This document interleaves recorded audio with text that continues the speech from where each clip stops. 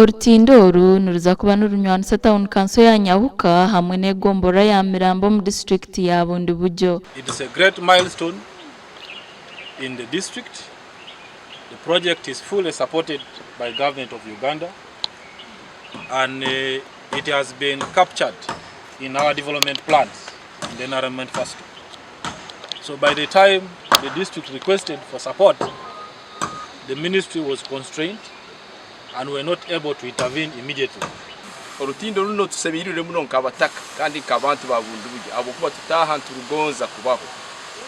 Amaizi gano gali strong gakaba nigayizura muno nigatwara n'ibintu by'abantu kandi ubirega kwizura mutaro kuguruka akaba ataro muri Bugwana kuri Mirambi taha Nyahuka na mbere ari akatare kibirimo. Engineer Okurogero orukora nka Assistant Commissioner for Drainage Structures Ministry y'emirimo hamwe n'ebyentambura niwaje kiro umutebekanisa wa ministry jinko mugenye mukuru mukorogu.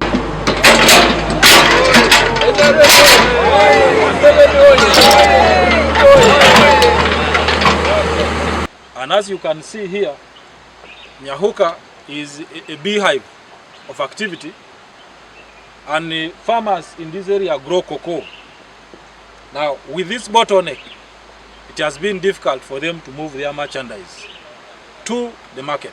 Sente ziri kwingana obumbe mushanju n'ekicweka omusente za Uganda nizo zirateekwa mu rumogu kurwa mu government ya Uganda. Abaruwangana nyama Engineering Services Limited nibo barimu batwara mu rumogu misho oguri kuteberezibwa kubanuguza kumara emyezi 12 yonka. Mulimo mulungi abo kuba batakora mulimo mulungi amaizi gano gaina amani mayingi muno gasobora gukora ibintu ebe sente zona niziwerekera umurundi gumu. So nsaba contractors aba engineers aba government naitwa district ija kuteka abaitu ba engineers bafoke nkamaiso gabataka kurona nti umurimo gwakoro hano gwa umurimo mulungi. This project we have gotten, we should ensure that by all means we are sustaining it.